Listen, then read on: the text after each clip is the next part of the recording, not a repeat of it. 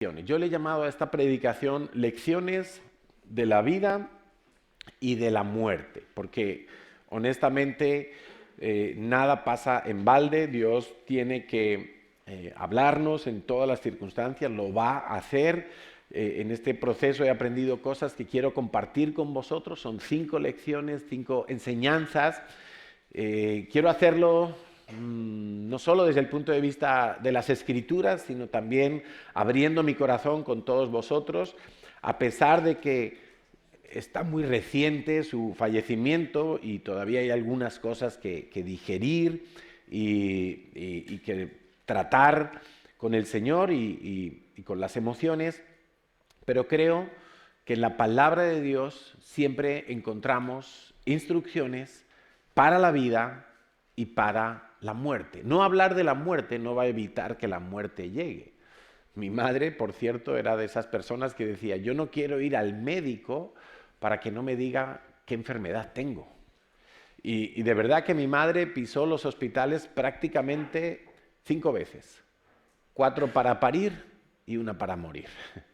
O sea, siempre estuvo sana, siempre estuvo bien de salud. Hasta hace nada ella era absolutamente autónoma, vivía sola, pasaba grandes temporadas del año lejos de los hijos, en una casa en la playa, y ella montaba en su bicicleta y limpiaba y cocinaba y entraba y salía. Siempre fue muy autónoma, muy autosuficiente, y bueno, quizá por eso también todo este mes y medio en una persona más débil de salud hubiera durado 2 o 3 días. Nos dijo un doctor, dice: es que esto que le pasa a vuestra madre, que tenía una bacteria que le había infectado literalmente toda la sangre y por lo tanto ya los diferentes órganos iban colapsando, dice: esto le pilla a una persona más débil y dura 2 días. Dice: pero es que vuestra madre está muy entera, está ahí como luchando, ¿no? Porque, bueno, había sido una persona bastante sana. Pero no hablar de la muerte no va a evitar que la muerte llegue. Leía una estadística que casi la mitad de los españoles no tiene un seguro de decesos. Un seguro para cuando te mueres, pagar el entierro. Y eso supone que cuando alguien muere en una familia, pues la mitad de las familias de España resulta que tienen que enfrentar no solamente la tristeza de haber perdido un ser querido, sino el palo económico que supone un entierro. O sea que ir contratando un seguro de decesos, por favor, ya va, primera enseñanza, contratar un seguro de decesos, ¿no? No pensando en vosotros, sino en vuestros seres queridos, que si no les va a tocar endeudarse incluso para pagar un entierro que al menos en España no es barato. Leía otra estadística que casi la mitad de los españoles tampoco tienen un testamento. O sea, y todo eso es una confirmación de que a mucha gente no le gusta hablar ni pensar en ese día, pero ese día nos va a llegar a todos. Tenemos que asumir que ese momento nos va a llegar a todos, y no solo a nosotros, a cada uno en particular, sino que si tienes tus papás en vida, pues en algún momento van a fallecer, probablemente si son mayores, pues más pronto que tarde, y hay que pensar en esas cosas en todos los sentidos. Hablo desde el punto de vista económico, hablo desde el punto de vista de las herencias, por supuesto, hablo desde el punto de vista espiritual y también incluso desde el punto de vista emocional. Hay que pensar en esas cosas. Algunos no piensan, otros piensan demasiado y hacen mausoleos y se hacen hacer estatuas y escriben biografías y qué sé yo, y quieren congelarse cuando estén muertos por si algún día los pueden sanar de la enfermedad de la que mueran, y ya se van casi que al otro extremo, ¿no?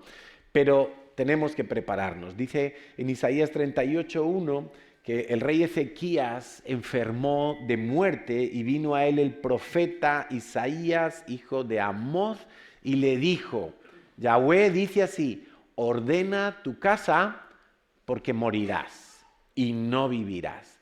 Dios le estaba diciendo a Ezequías: oye, he decidido que se acabó tu tiempo en esta vida. Nacemos para morir. No escogemos el día de nuestro nacimiento, no escogemos el día de nuestro fallecimiento. Dios lo determina. Dios sabe en qué momento va a morir cada persona. Y no se le escapa ni uno, ¿sabes? Ni uno se le escapa. Entonces Dios le había dicho a Ezequías, ordena tu casa. O sea, básicamente le está diciendo, mira, si tienes a alguien a quien perdonar, perdónalo. Si tienes a alguien a quien dejarle una herencia, háblalo. Este es el momento, que todo quede claro para cuando tú no estés. Si tienes deudas, págalas. Si tienes que dejar un legado, déjalo. Si tienes que dar instrucciones a alguien, da las instrucciones. Ordena tu casa, porque vas a morir. Y creo que nos tenemos que anticipar a ese momento, que sin duda nos va a llegar en algún momento, y dejar todas las cosas bien atadas. La primera lección que yo aprendo no es la del seguro, eso es un consejo simplemente que lo dejo ahí, hacer un seguro de decesos para no ser carga a nadie. No es broma, no es broma. O sea, enterrar en España a una persona, en las grandes ciudades sobre todo, pues estamos hablando de casi 4.000 euros. Lo más sencillito, lo más sencillito. 4.000 euros. Ah, no, que yo quiero que me quemen. Da igual, 4.000 euros.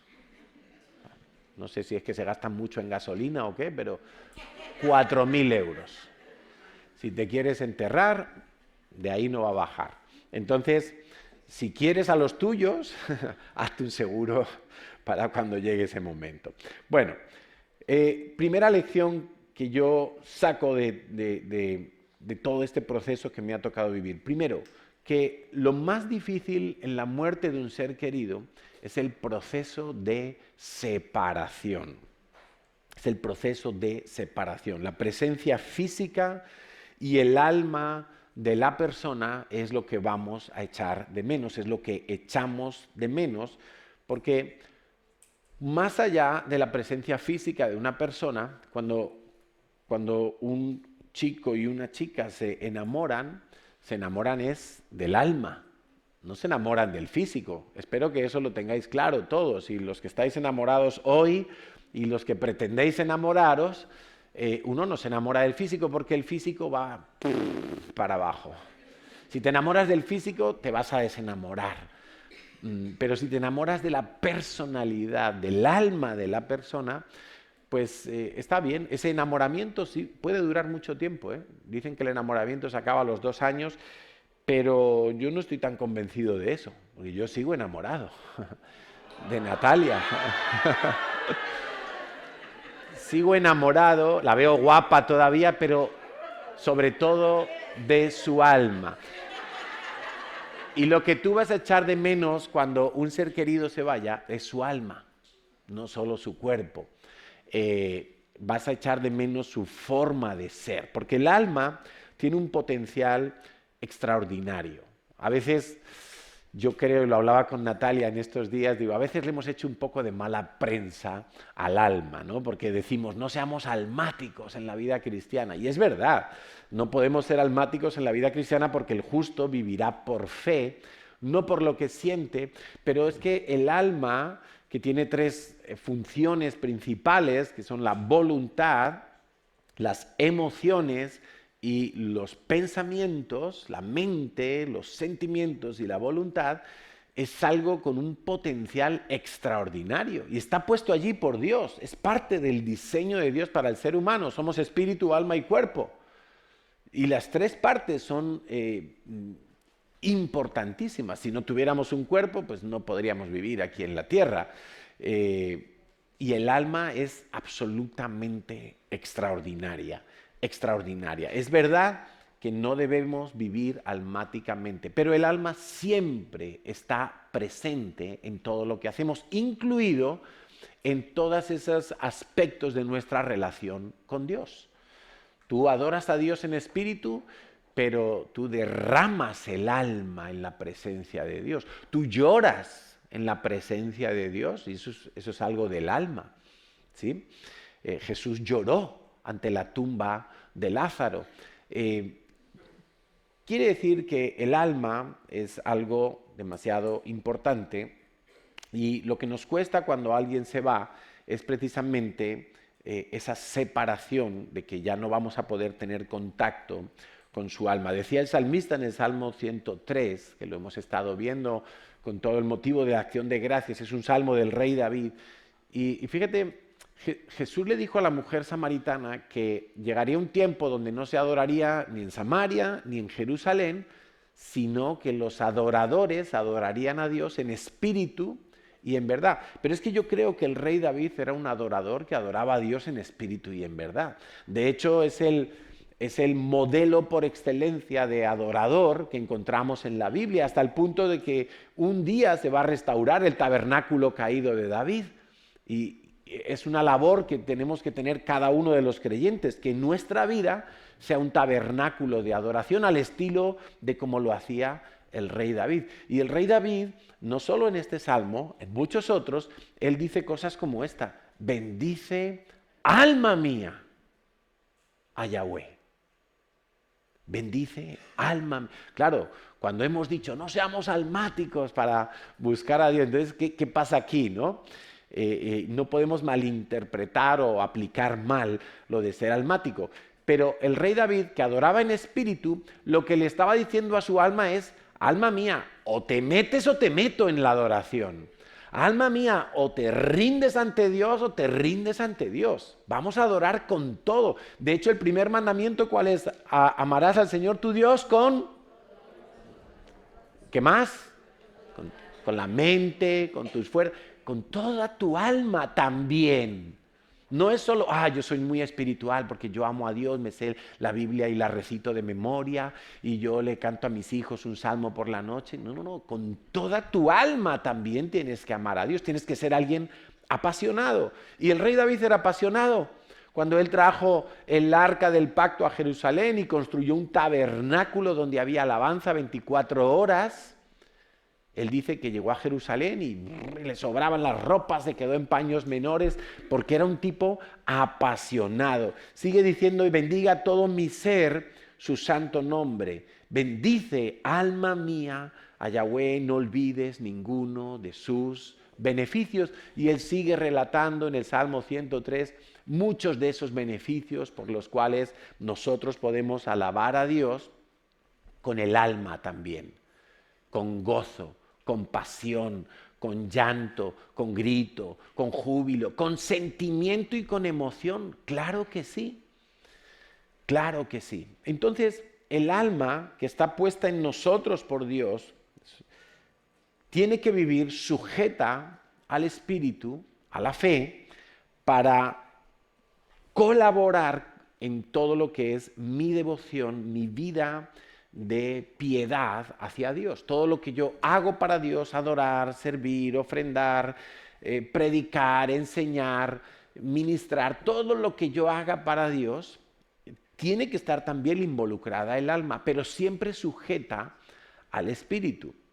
El alma de nuestra vida es lo que se tiene que convertir. Tu espíritu no se tiene que convertir, tu espíritu renace de nuevo. Tu espíritu nace de nuevo en lo que la Biblia llama la regeneración, que es del espíritu, producida por el Espíritu Santo en nuestro espíritu, pero es tu alma la que se tiene que convertir cada día. No es tu cuerpo, no es tu espíritu, es tu alma la que se tiene que convertir cada día. Es tu mente la que se tiene que renovar, son tus emociones las que se tienen que sujetar o reconducir hacia lo que Dios establece, o por lo menos no te pueden arrastrar para sacarte de la voluntad de Dios. No, hoy estoy triste, no voy a orar. Hoy estoy alegre, me voy a gastar todo el dinero. No, tú tienes que ser administrador el día 1 del mes y el día 25 del mes. Tienes que ser buen administrador. Por eso el alma es lo que se tiene que convertir. El Salmo 19, versículo 7 dice: la ley de Dios es perfecta, que convierte el alma. ¿Tú te quieres convertir? No puede ser sin leer la Biblia. No puede ser. Convertirse quiere decir tomar la forma, ¿no? Ser transformado en alguien diferente. Solo puede ser leyendo la Biblia. Solo leyendo la Biblia. No, pastor, es que yo no entiendo la Biblia. Ya la entenderás. Y luego vamos a hablar de eso. Ya la entenderás. pero ponte a leer la Biblia. Cuando yo me convertí con 24 años de edad, me leí toda la Biblia en 9 meses. No entendí a lo mejor ni un 5%, 10%, quizá fue lo que entendí, pero mi alma se convirtió ese año. Porque cuando yo recibo a Cristo, mi alma todavía no está convertida, entonces yo seguía yendo a la discoteca el viernes y a la iglesia el domingo. Pero a medida que voy leyendo la Biblia, me voy convirtiendo. Cuando yo termino de leer la Biblia, yo ya no quiero ir a la discoteca. Yo ya no quiero seguir en la vida que llevaba antes, de libertinaje y desenfreno. Ahora lo que anhela mi alma es conocer a Dios, es tener más comunión con Dios. Entonces es el alma la que se tiene que convertir. El alma es preciosa cuando se ha convertido. El alma es noble cuando se ha convertido. Dice el versículo 8, los mandamientos de Yahweh son rectos que alegran el corazón. El precepto de Yahweh es puro que alumbra los ojos del entendimiento. Entonces, primera lección que yo entiendo para vivir este luto y esta pérdida es que lo más difícil es esa separación. Y entender eso te ayuda a pasarlo, no te quita el dolor, no te quita esa sensación de vacío, de pérdida, pero te ayuda a superarlo, te ayuda a enfocarte de otra manera, sabiendo que, como decía Pablo, el morir es ganancia para los que están en Cristo, ¿no? Yo, por supuesto, tengo muy claro, y es una de las cosas que yo le hablaba a mi madre en esa última noche mientras ella estaba sedada, y yo le decía, madre, mamá, parte con el Señor, marcha con el Señor, porque si ya tienes a Jesucristo, si ya le has pedido perdón a Jesucristo, si Él ya es tu Salvador, marcha con Dios porque allí vas a estar perfectamente y aquí nos quedamos bien. Y se lo dije muchas veces, no solo en esa noche, en muchos otros ratos, también Natalia, se lo decíamos, marcha con el Señor. Quizá en este mes y medio no se acabó su vida al principio de su entrada al hospital, cuando yo mismo aquí lo conté, milagrosamente le pudieron hacer una cirugía y le salvaron la vida, pero es que probablemente en ese momento ella todavía no era salva y Dios estaba extendiendo su misericordia, porque no lo tengo aquí exactamente como una de las lecciones, pero bien podría añadirlo, y es que la misericordia de Dios es asombrosamente larga, extensa y grande. Tardo para la ira, lento para la ira, pero grande en misericordia. Acuérdate de Jonás, cómo Dios le manda ir a Nínive y Jonás dice, no puede ser, esos no son israelitas, ¿cómo les voy a dar un mensaje para que se arrepientan si lo que merecen es ser destruidos por idólatras, por perversos, por malvados? Nínive estaba en la antigua región de Babilonia, que para cualquier judío era un recuerdo horrible, y Jonás se va en dirección contraria. Dios hace que un pez en el mar se lo trague. Él ora cuando está en el vientre del pez, 3 días, 3 noches, el pez lo vomita en la costa y ya decide ir a Nínive a predicar. Y Nínive se arrepiente. Y él acaba reconociendo, Señor, si es que yo lo sabía, que tú eres misericordioso. Yo sabía que tú eres tan misericordioso. Y él mismo no quería ser misericordioso. ¿Qué aprendo yo? Que si hoy estás vivo, hoy es día de salvación. Porque el Señor Jesús no vino a condenar. El Señor Jesús vino a salvar. Por eso cada persona que tú veas viva, cada día es una persona que puede ser aún salvada por Dios. Puede ser el peor asesino, puede ser un narcotraficante, puede ser un adúltero, un corrupto, un violador, pero si hoy todavía está vivo, aún Dios lo puede alcanzar, porque Jesús no vino a condenar al mundo, Jesús vino a salvar, a salvar. Por eso esas personas que tienes en mente para invitarlas a Descubriendo la Verdad, invítalas, porque Dios quiere alcanzarlos, Dios no quiere condenarlos, Dios quiere salvarlos. Por eso están vivos todavía, por eso están vivos todavía. Segunda lección que aprendo. Perdón, que se me ha escapado el documento. Vamos a ver, no sé ni lo que he hecho. Perdón, un segundito. Segunda lección. El diseño de Dios es padre y madre. Y alguno dirá, pero ¿por qué dice esto Carlos? Bueno, mi padre falleció hace ya, si no recuerdo mal, 13 años. Falleció de repente mientras dormía. Era muy gracioso porque mi madre en estos días le decía a la doctora, doctora, yo me quiero morir como mi marido. ¿Cómo murió su marido, señora Victoria? Mi marido murió mientras dormía por la noche. Y la doctora le decía, Victoria, yo soy médico, yo no quiero que usted se muera. Y mi madre decía, ya, pero yo me quiero morir como mi marido, ¿no? Pero no escogemos. Bueno, mira, Dios se lo concedió porque murió de madrugada también mi madre y murió mientras dormía. El caso es que, claro, cuando yo pierdo a mi padre era un hombre muy carismático, un hombre con mucho don de gentes, un hombre patriarca de la familia, toda la familia visiblemente giraba alrededor de él. Fue un hombre empresario, emprendedor, etcétera, etcétera. Lo que se suele decir hecho a sí mismo. Y cuando mi padre fallece, pues parecía pues, un drama, ¿no? Para toda la familia, para todos en casa, era como el que catalizaba todas las cosas.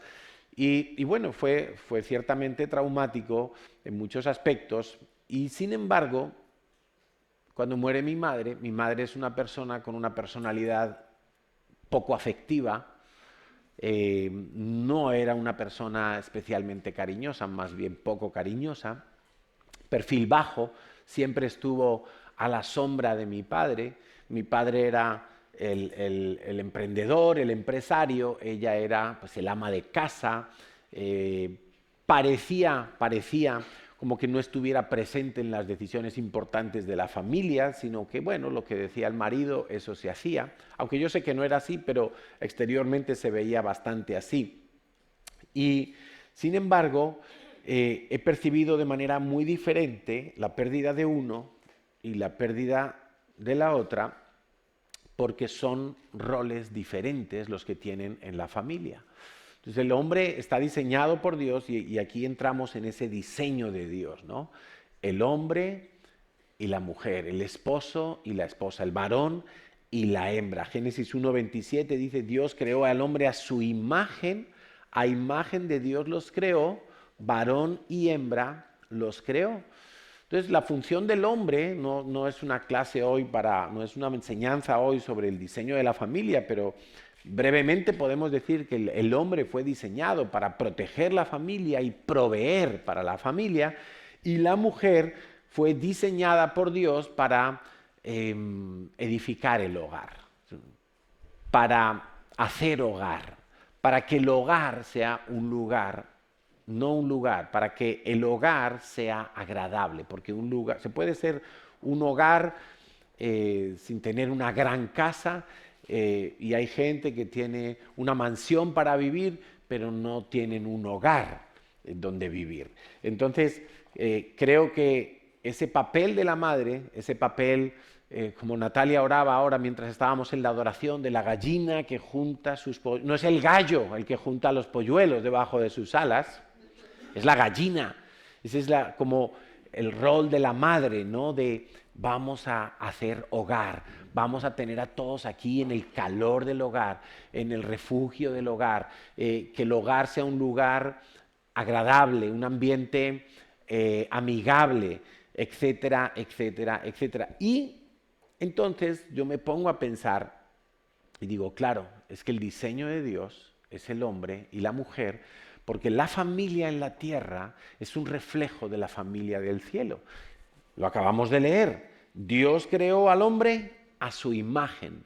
A imagen de Dios lo creó y esa imagen es varón y hembra los creó. O sea, de alguna manera que quizá hoy nuestro intelecto no puede explicar completamente, en el cielo lo que hay es una familia donde hay varón y hembra. Claro, pero cuando conocemos y lo que conocemos de la familia del cielo es que son Padre, Hijo y Espíritu Santo, pareciera que entonces la madre no está en ningún lugar. Pero es que nosotros creemos que el Espíritu Santo no es la madre, sino el que hace una función de maternidad. De hecho, para que un creyente nazca de nuevo, tiene que nacer ¿de qué? Del Espíritu. Tiene que nacer del Espíritu. Es el Espíritu Santo el que da a luz los nuevos creyentes. Entonces, para que nadie diga que somos unos herejes, que tenemos que morir en la hoguera, no es que el Espíritu Santo es una madre, no, pero el Espíritu Santo tiene funciones maternales, femeninas incluso, podríamos decir. De hecho, en hebreo, la palabra Espíritu Santo utiliza un artículo femenino. Y hace muchos años estábamos en Israel hablando con un hombre judío, practicante del judaísmo, que era el encargado de leer la Torá, las escrituras en la sinagoga. Y entonces le preguntamos, se llama Abraham, pero no Abraham como el de la Biblia, y le dijimos, mira, tú nos puedes confirmar que Espíritu Santo, Ruach HaKodesh en hebreo, ¿es masculino o es femenino? ¿O es neutro? ¿Y sabes qué nos respondió? Ya lo sabes, ¿no? Que era femenino. Y él se quedó pensando, si es verdad, es femenino. No es una figura masculina, al menos el artículo no lo es. Bueno, eso me lleva a pensar que el diseño de Dios es perfecto porque es de Dios y porque es un reflejo de lo que hay en el cielo. Entonces, toda familia debe de ser constituida por hombre y mujer. Ese es el diseño de Dios. Por eso, toda la enseñanza, toda la filosofía, toda la doctrina que los políticos nos quieren imponer ya desde las escuelas y que nos ha motivado a tomar decisiones en cuanto a la enseñanza de los hijos, pues toda esa enseñanza de que hoy en día hay que ser inclusivos porque hay muchos tipos de familia y todas son válidas. No, perdón, todas son legales a los ojos de los hombres, pero válidas no. Hay algunos tipos de familias, las que no se corresponden con el diseño de Dios, que son absolutamente inválidas a los ojos de Dios, y lo vamos a ir viendo a medida que pasen los años y veamos el fruto y veamos el resultado de toda esa locura del ser humano. Esa es la segunda enseñanza que yo he podido procesar en estos días. La tercera es que el proceso de la vida incluye el sufrimiento y, por supuesto, la muerte es un sufrimiento para el que la padece, porque muchas veces las personas no mueren de una forma tranquila. Hay enfermedades que son de larga duración, hay enfermedades que son degenerativas, hay enfermedades que son traumáticas, no lo podemos negar, y eso es parte de un sufrimiento para el que lo padece, pero también para los que están alrededor, porque es muy impotente ver a alguien pues ir deteriorándose y tú no poder hacer nada y los médicos no poder hacer nada. Y eso es un sufrimiento. Claro, a muchos cristianos no les gusta que se hable de esto porque hay un falso evangelio que se ha extendido mucho en la cultura cristiana de los últimos 20 años, que es el evangelio de la prosperidad, que incluye la prosperidad física también. O sea, que prácticamente un cristiano no se puede enfermar porque si no es que le falta fe, no puede tener problemas económicos porque es que le falta fe, no puede sino ser rico, millonario y tener multinacionales a su nombre porque eso sería una señal de que tiene mucha fe. Y eso es falso. Tanto lo uno como lo otro es falso. Vivimos en un mundo caído. Satanás tiene un título que se le da en la Biblia, o más que un título, una descripción. Se le dice que es príncipe de este mundo y eso provoca daños, eso provoca caos, eso provoca destrucción, eso provoca sufrimiento en las naciones y en las familias de la tierra. De hecho, la familia, el concepto de familia es de lo más atacado hoy en día. Porque desde el momento en que una persona destruye su propia identidad de hombre o su propia identidad de mujer, pues imagínate qué va a poder construir con solvencia, qué va a poder edificar con solvencia si se aparta totalmente del diseño de Dios. Entonces, el sufrimiento es parte de la vida. Hay etapas en las que nos toca sufrir. Y quiero que cuando estemos hablando de este tema, estos ejemplos que te voy a dar ahora, quiero que nunca pierdas de vista que Dios siempre es justo y Dios siempre es bueno. No va por días, no va por rachas. Dios siempre es justo y Dios siempre es bueno. Si algo pasa, si algo ocurre, por muy dramático, trágico, doloroso que sea, y Dios lo permite, Dios sigue siendo justo. Hay una gran controversia en el corazón de todo ser humano, de los que somos creyentes y de los que no creen todavía, y es si Dios es justo. Por eso, cuando vas a evangelizar a alguien, muchas veces el argumento que dicen es: si Dios existe, ¿por qué mueren los niños de hambre en algunos países? Si Dios existe, ¿por qué permite que haya violadores? Si Dios existe, ¿por qué un tsunami arrasó 100.000 vidas en Indonesia? Ay, si Dios existe, entonces es un Dios injusto. Y siempre, siempre en el corazón del ser humano vamos a tener que encontrarnos con la justicia de Dios, con la soberanía de Dios. Y quiero anticiparte, y es un buen ejercicio que tú harás, porque el justo vivirá por fe, que siempre consideres que Dios es justo en todo lo que pasa, que siempre lo consideres: Dios es justo y Dios es bueno. En cierta ocasión la Biblia nos cuenta que Lázaro, el hermano de Marta y María, amigo de Jesús, era el que hospedaba a Jesús cada vez que estaba por Jerusalén, enfermó de muerte y murió.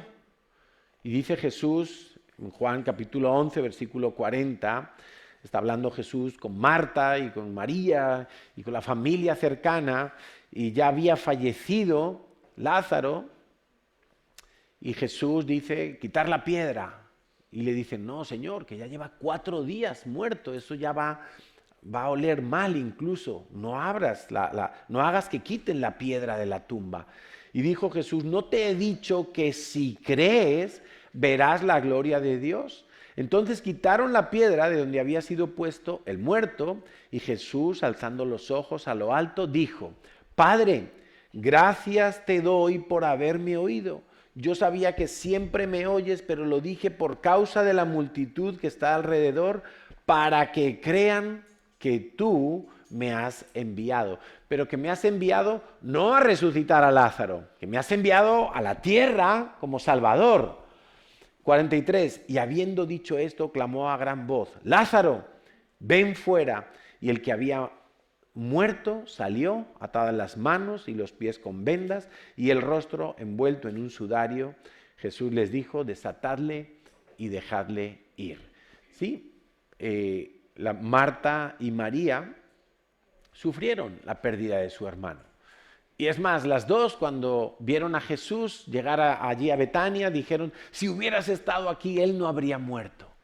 Ahora, ¿sí? Y estaban sufriendo. Y era parte de lo que tenía que ocurrir para que los planes de Dios se cumplieran. Para que el pueblo de Judea y de Jerusalén entendieran que iba a haber una resurrección postrera. Lo de Lázaro no fue una resurrección para vida eterna, fue una resurrección para que viviera X años más, no sabemos cuántos. Es más, fue tan impactante la resurrección de Lázaro en toda la región de Jerusalén que los fariseos querían matar a Lázaro para que no se supiera que había resucitado, para que la fama de Jesús no subiera más, para que el pueblo no se fuera detrás de Jesús porque todo el mundo estaba impresionado de la resurrección de Lázaro. No era normal ver muertos resucitar, pero Jesús lo hizo y lo pudo hacer porque Lázaro había muerto para que eso sucediera, para que Dios lo tuviera que resucitar y muchos creyeran. Ahora también nos cuenta Juan capítulo 9 que hubo un ciego de nacimiento. Vamos a leerlo, está en Juan capítulo 9. Dice el versículo 1, al pasar Jesús vio a un hombre ciego de nacimiento. Ahora, los que tenemos hijos, nos preocupamos mucho cuando nuestros hijos tienen fiebre. En cuanto le sale un bultito por algún sitio, estamos pensando, vamos al médico. Si le oímos que tiene mocos o que le está saliendo un diente, ya estamos preocupados. Imagínate tener un hijo y que nace ciego. Nace el niño y tú te das cuenta que el niño no sigue la mirada, el niño está ciego. El niño nace ciego. Es un auténtico sufrimiento para unos padres. Y estamos hablando hace 2000 años, no ahora con todos los medios que ayudan mucho a las personas ciegas. Versículo 2, le preguntaron sus discípulos diciendo, Rabí, ¿quién pecó, este o sus padres, para que haya nacido ciego? Respondió Jesús, no es que pecó este, ni sus padres, sino para que las obras de Dios se manifestasen en él. Quiere decir, y mira cómo es la mente de Dios, pero no te olvides, Dios es justo, Dios es bueno, Dios estableció, Dios determinó que ese niño iba a nacer ciego, iba a vivir ciego X años, no dice qué edad, solo la Biblia nos dice que él era ya adulto, era alguien como, por decirlo así, que tomaba sus propias decisiones, era mayor de edad. Y Dios había determinado que este hombre naciera ciego, que sus padres sufrieran eso, su crecimiento seguro que fue traumático, seguro que era una persona aislada socialmente, porque, claro, fíjate el pensamiento de los judíos. Los apóstoles, los discípulos del Señor decían, ¿quién pecó? ¿Este o sus padres? O sea, este está ciego porque su familia es una mala familia y por eso tiene una enfermedad. Entonces, eso socialmente y religiosamente era un estigma. Está ciego porque tiene alguna maldición, este Dios lo ha mirado mal, este no, este está excluido. Y Jesús dice, no, este hombre, el Padre quiso que naciera ciego, que tuviera una infancia, una adolescencia, una juventud y una edad adulta ciego para que se manifestasen las obras de Dios. Todo el sufrimiento de esa familia tenía un propósito. Y te puedes anotar esa palabra. Todo sufrimiento tiene un propósito. Cuando alguien sufre en esta vida, lo normal, cuando alguien pierde un ser querido, cuando a alguien le dan un diagnóstico de una enfermedad terrible, cuando alguien tiene un impacto fuerte, malo en su vida, la pregunta que todos nos hacemos es, ¿por qué? ¿Por qué me pasa a mí? ¿Qué he hecho yo? ¿Por qué Dios me hace esto? ¿Por qué le pasa a mi familia esta situación? ¿Por qué? ¿Por qué? ¿Por qué? Estamos empezando a cuestionar que Dios sea justo, que Dios sea bueno. Y cuando nos preguntamos por qué, si nosotros somos capaces de humillarnos en la presencia de Dios, reconociendo que Dios es justo, ese por qué rápidamente nos va a llevar a descubrir que hay algún propósito en ese sufrimiento. Los discípulos le preguntaron al Señor, ¿por qué está ciego este hombre? ¿Por el pecado de sus padres o por el suyo propio? ¿Por qué? ¿Por qué? ¿Cuál es la razón de su sufrimiento? Y Jesús dice, hay una razón de su sufrimiento. No es el pecado, no es la maldición, no es la mala suerte. No, es para que las obras de Dios se manifiesten en él.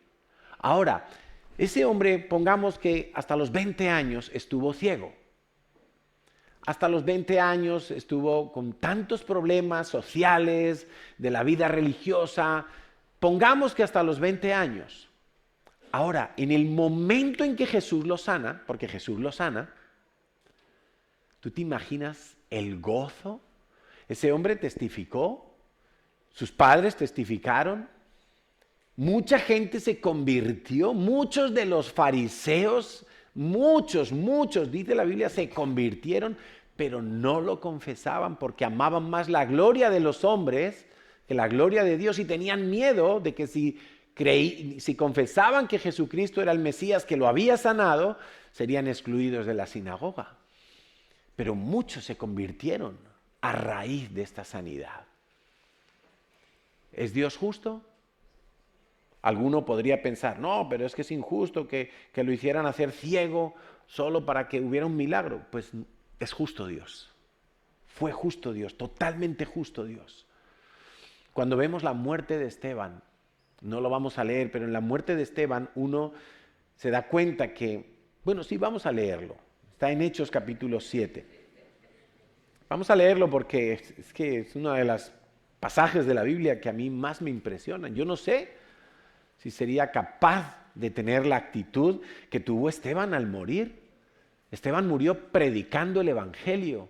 Esteban murió jugándose el pescuezo por hablar el testimonio de Jesucristo. Y a veces a nosotros se nos ablandan las carnes para simplemente hablarle a un compañero de trabajo que ni nos va a matar, ni nada. A lo mejor nos deja de hablar o a lo mejor simplemente va a pensar que somos débiles por creer en Jesucristo. Pero Esteban sabía que se la jugaba. Claro que lo sabía. Esteban, lleno del Espíritu Santo, Hechos capítulo 7, versículo 55 en adelante, puestos los ojos en el cielo, vio la gloria de Dios y a Jesús que estaba a la diestra de Dios. En ese momento, cuando él ve esa imagen en el cielo, esa visión que Dios le da, venía compartiendo el Evangelio y los fariseos estaban echando humo por las orejas. Estaban que se lo comían. Y él dice, veo los cielos abiertos y al Hijo del Hombre que está a la diestra de Dios. Entonces ellos, dando grandes voces, se taparon los oídos y arremetieron a una contra él.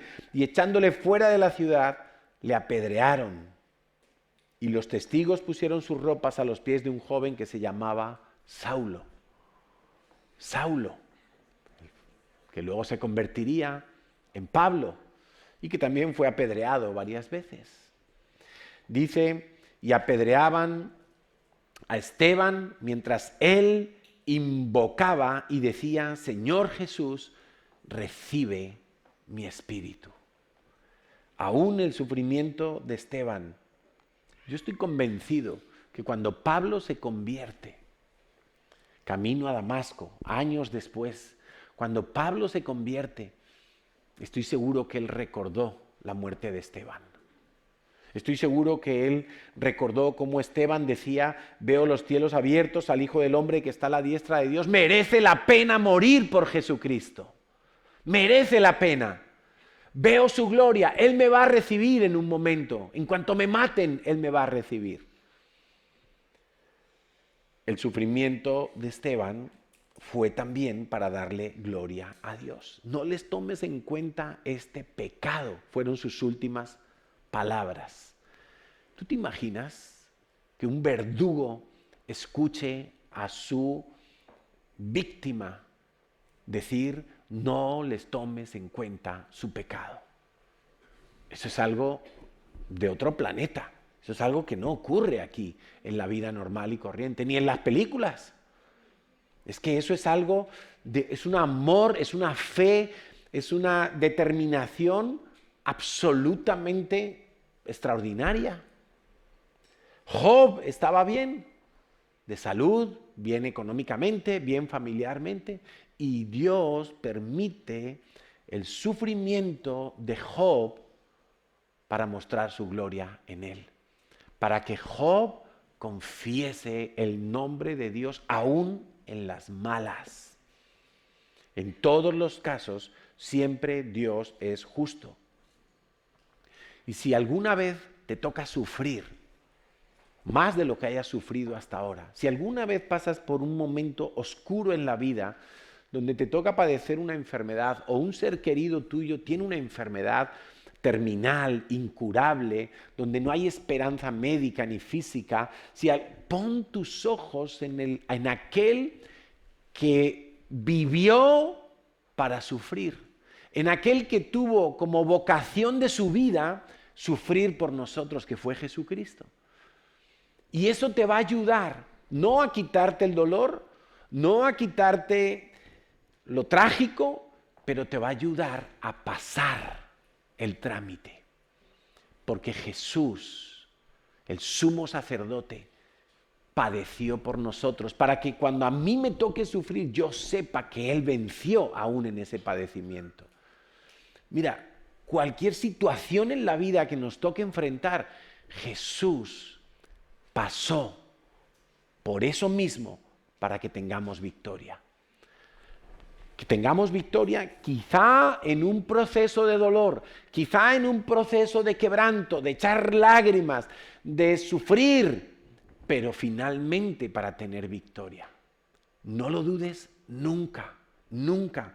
La vocación de Jesús, de los 33 años que vivió en la tierra Jesús, fue sufrir. Él nació para sufrir y para morir. No nació para otra cosa, para ninguna otra cosa. Cuarta enseñanza que destaco de estos días. El objetivo de la vida es llegar al conocimiento de Dios. Parece muy obvio. Igual que podríamos decir que nacemos para morir, pero en ese tránsito de la vida, que pueden ser 2, 20, 50, 80, 100 años, vives para conocer a Dios. Y Dios va a darte oportunidades de conocerle. Cuando estábamos en la vigilia el viernes, tuve una especie de visión y me imaginaba la vida de mi madre como una pelotita que está viajando, esa era su vida, y entonces todos estábamos expectantes. Allí al fondo había una diana, no digo aquí, era una visión abstracta, al fondo había una diana y todo el mundo estaba expectante a ver si la pelotita iba a dar en el centro de la diana. Y entonces era como, a ver, estábamos viendo el viaje, como el viaje de su vida, ¿no? Uno nace, crece, se reproduce, se casa, se reproduce mejor en ese orden. Uno va por la vida, ¡pum! Y mi madre dio en toda la diana. Conoció a Dios, murió en paz, murió en fe. Porque, anótate esta frase si quieres, el justo por su fe vivirá, pero el justo debe de morir en fe, no morir en sus pecados. Porque cada vez que la Biblia nos habla de morir en sus pecados, quiere decir que esa persona va al infierno. Pero el justo debe morir en fe, en Cristo. El que persevere hasta el fin, ese será salvo. Entonces, esa visión que tuve en la vigilia es el motivo de que haya puesto este punto aquí. que nuestra vida es como un viaje. Y en ese viaje puede haber viento que desvía la trayectoria para uno y otro sitio. Hay diferentes circunstancias, hay altibajos, hay dudas, hay certezas, hay muchas cosas, hay opiniones, filosofías, modas, corrientes, rachas. Pero el objetivo final es que tú le des a la diana. Darle a la diana es llegar a la meta. Darle a la diana es conocer a Dios. Darle a la diana es tener la vida eterna. Dice Marcos 8:35, porque todo el que quiera salvar su vida, la perderá, no le dará a la diana. Y todo el que pierda su vida por causa de mí y del Evangelio, la salvará. Porque ¿qué aprovechará al hombre? Escucha. En la vida de una persona, ¿qué le aprovechará en ese viaje si gana todo el mundo y su alma se pierde? ¿Qué recompensa dará el hombre por su alma? Porque el que se avergonzare de mí y de mis palabras en esta generación adúltera y pecadora, el Hijo del Hombre se avergonzará también de él cuando venga en la gloria de su Padre con los santos ángeles. En ese viaje de la vida, ¿de qué te sirve acumular, ganar, conquistar títulos, logros y 1000 cosas si finalmente no le das a la diana? Lucas 12:13 le dijo uno de la multitud: Maestro, di a mi hermano que parta conmigo la herencia. Cuando alguien muere, normalmente si mueren los papás, pues hay ese riesgo, ¿no? De, esta herencia, esto para mí, esto para ti, partamos así, partamos asá. Mas él, Jesús, le dijo: hombre, ¿quién me ha puesto sobre vosotros como juez o partidor de herencias? Le dijo: guardaos de toda avaricia, porque la vida del hombre no consiste en la abundancia de los bienes que posee. Y esta es una frase para subrayarla en la Biblia. La vida del hombre no consiste en la abundancia de los bienes que posee. La vida del hombre, lo importante no es el trayecto, sino darle a la diana. Porque en el trayecto te puedes desviar. Y seguramente todos nos hemos desviado terriblemente, torpemente, burdamente. Pero lo importante es que al final le demos a la diana. Quinta enseñanza: hay que prepararse para el encuentro con Dios. Natalia oraba un poco en este sentido en el tiempo anterior, porque todos vamos a enfrentar, seamos creyentes o no, el encuentro con Dios. La muerte va a ser el encuentro con Dios. Eclesiastés 7:2 dice: mejor es ir a la casa del luto que a la casa del banquete, porque en la casa del luto es el fin de todos los hombres y el que vive lo pondrá en su corazón. Siempre hemos dicho, y yo lo creo y lo trato de aprovechar, que los funerales son buenos momentos para compartir el Evangelio. Porque hay dolor, hay tristeza, hay preguntas, pero todo el mundo mira el ataúd y dice: un día yo estaré allí. ¿Qué frase pondrán? ¿Qué foto pondrán? ¿Qué dirán de mí? ¿Qué resumen harán de mi vida? Y enseguida la mayoría: no quiero pensar en eso, no quiero pensar en eso. Pero por un momento lo van a pensar. Por un momento lo van a pensar. ¿Estás preparado, te diría yo, para el encuentro con tu Creador? ¿Será el encuentro con tu Creador o será el encuentro con tu Salvador? Porque es muy diferente. Amós 4:12 dice: por tanto, de esta manera te haré a ti, oh Israel, y porque te he de hacer esto, prepárate para venir al encuentro de tu Dios, oh Israel. Prepárate para venir al encuentro de tu Dios, oh Israel. Una vez Billy Graham fue invitado a un programa de televisión en Estados Unidos, tipo El Hormiguero, ¿sí? Para que me entiendas, ¿no? Donde hay un presentador muy dicharachero y bromista y trae sus invitados y los sienta allí y les hace una entrevista y les habla y les dice. Y entonces dice que estaba en esa entrevista y el presentador solo hacía bromas y bromas y bromas y bromas con Billy Graham, que era una persona más o menos seria. Hasta que en un momento dado le cortó así de lleno y le dijo: fulanito, ¿has arreglado tus cuentas con Dios? Se le borró la sonrisa, porque era lo que no quería responder. Era lo que no quería responder. Pero estas preguntas que surgen en estos momentos son importantes. Y esta pregunta va para todos los que estáis aquí y los que nos oyen por internet. ¿Estás preparado para la muerte? ¿Estás preparado para la muerte? ¿Has ordenado tu casa? ¿Tienes algo pendiente con Dios? Pase lo que pase, ¿consideras que Dios es justo y bueno en todo lo que pasa? ¿Estás dispuesto a dar gloria a Dios si te quita un ser querido? ¿Darás gloria a Dios si te toca vivir una enfermedad severa? ¿Estás dispuesto a reconocer tus pecados ante Dios? ¿Te estás preparando para tu encuentro con Dios? Quiero terminar, mientras suben los músicos, leyendo algunas partes de Juan capítulo 14.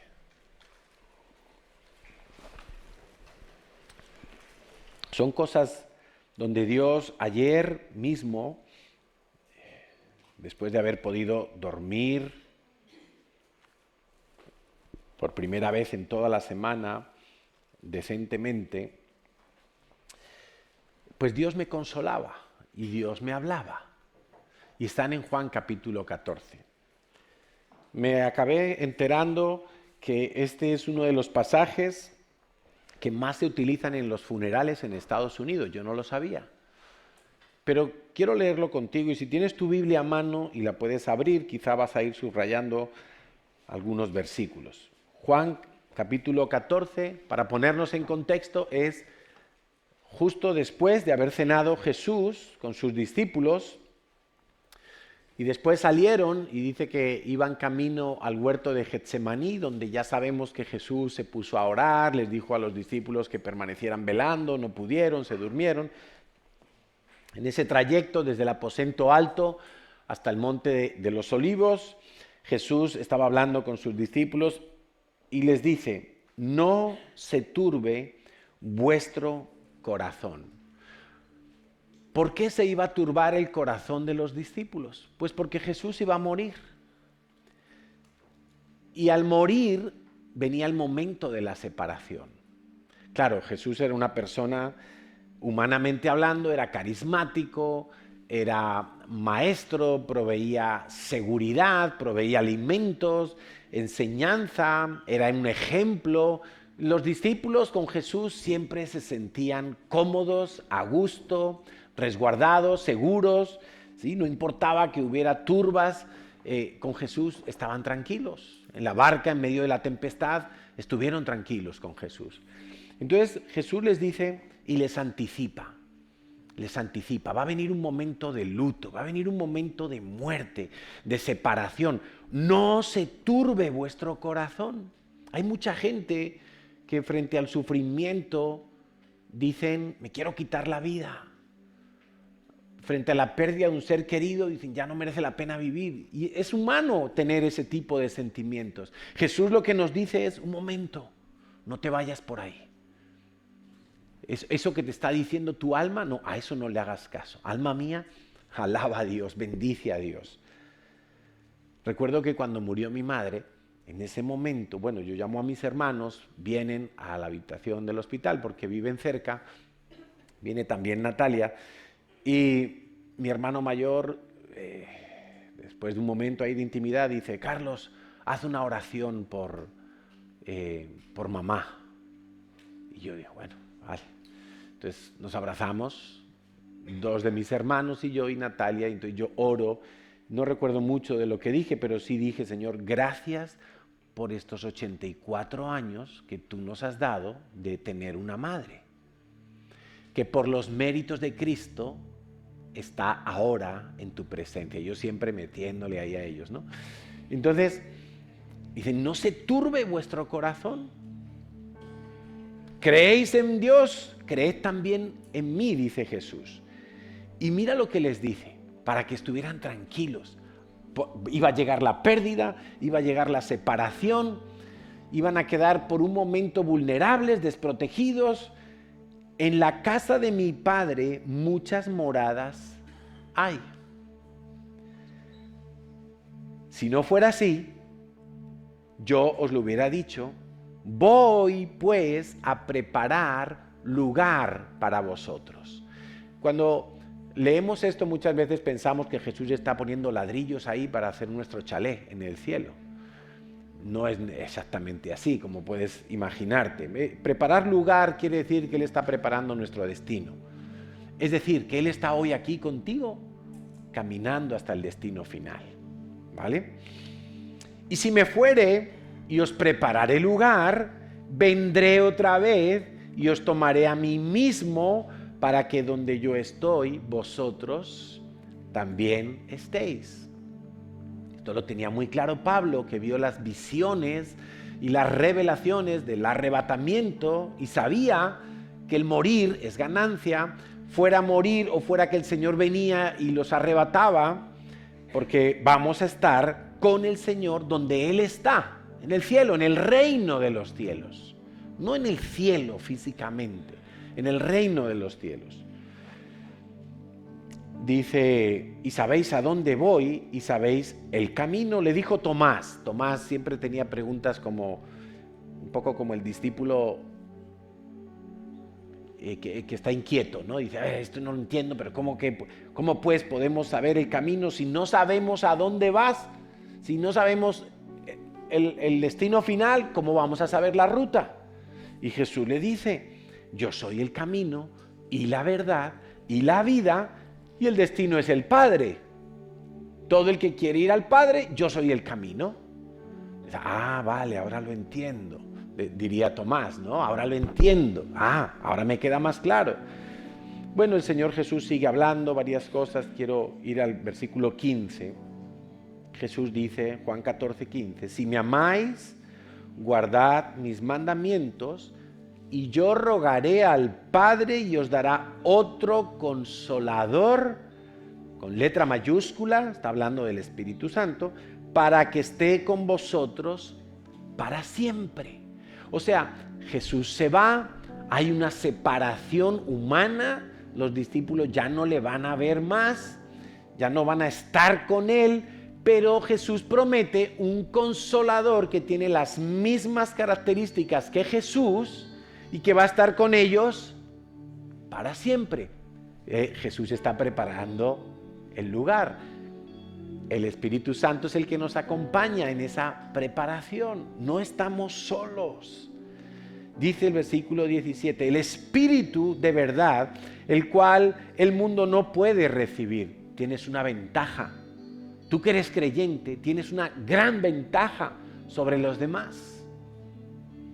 Porque no estás solo, porque tienes al Espíritu de verdad, el cual el mundo no puede recibir porque no le ve ni le conoce, pero vosotros le conocéis porque mora con vosotros y estará en vosotros, Dice el 18, no os dejaré huérfanos.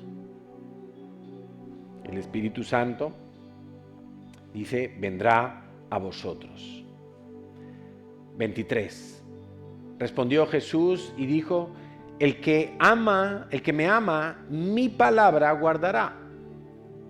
Si tú dices que eres creyente y que amas a Jesús, pero no eres obediente a su palabra, estás fuera de este versículo, no encaja eso aquí. El que me ama, dice Jesús, guardará mi palabra. Y mi Padre le amará y vendremos a Él y haremos morada con Él. ¡Qué promesa!, ¿no? ¡Qué promesa! 26. Mas el Consolador, el Espíritu Santo, a quien el Padre enviará en mi nombre, Él os enseñará todas las cosas y os recordará todo lo que yo os he dicho. Acuérdate, si quieres que tu alma se convierta, lee la Biblia. Y entonces Dios promete con el Espíritu Santo que tú la vas a entender. Lo que el Espíritu Santo le iba a recordar a los discípulos era lo que Jesús les había enseñado, no cuál era el premio de la lotería. ¿Estás entendiendo? Lo que el Espíritu Santo te va a recordar cada día, en el momento que lo necesites, es la escritura que tú previamente hayas leído y hayas incorporado a tu memoria y a tu disco duro. Y el Espíritu Santo, en el momento preciso, traerá esa verdad, te la hará presente en tu corazón, que queme en tu corazón, que te dé seguridad en lo que estás viviendo, para que por fe puedas seguir adelante. Pero el Espíritu Santo no te puede recordar una palabra que tú no hayas leído previamente. Por eso en el Conéctate, lee la palabra, llénate del Espíritu Santo. Lee la palabra, llénate del Espíritu Santo. Qué pesados somos, ¿verdad? Y lo vamos a seguir siendo. Para que vivas bien, para que vivas enseñado por el Espíritu Santo. Versículo 27. La paz os dejo, mi paz os doy. Yo no os la doy como el mundo la da. No se turbe vuestro corazón, ni tenga miedo. En el alma, yo siento la pérdida de mi madre y la echo de menos. La llamaba por teléfono todos los días al montarme en el coche. Pero mi espíritu tiene la paz de Dios. Sé que está con el Señor. Sé que está bien. Le decíamos: mamá, marcha al cielo, tu marido te va a recibir, tu nieta que murió hace muchos años cuando era una niña, te van a salir al encuentro. Los ángeles de Dios te van a recoger. Claro, mi alma por una parte está triste y a veces cuando me preguntáis ¿cómo estás?, yo tendría que decir bien y mal. Pues hombre, en el alma he pensado mucho en ella, la echo de menos, me pongo a ver vídeos de las conversaciones con ella, fotos, porque la echo de menos. Pienso en mis hermanos, cómo lo están pasando. Pero en el espíritu tengo paz, porque sé que dio en la diana, porque sé que está con el Señor. Me recibirá cuando me toque. Si el Señor no viene antes, si el Señor se tardare. Por eso vamos a orar y quiero invitarte a que en primer lugar tú te reconcilies con Dios. Quiero volver a preguntarte, ¿estás preparado para la muerte? Aquí hay gente de diferentes edades, hay adolescentes y hay ancianos. Hay jóvenes, hay ricos, hay pobres, hay gente con títulos universitarios, hay gente con poca formación académica. Aquí estamos una variedad de la sociedad, pero todos nos tenemos que preparar para la muerte. Y la única manera de prepararse para la muerte es estar reconciliado con Dios, para que cuando ese momento llegue, tú puedas estar seguro de que la trayectoria de tu vida, aunque haya sido una locura de vida, le va a dar a la diana y vas a partir con el Señor. Por eso, Señor, en esta mañana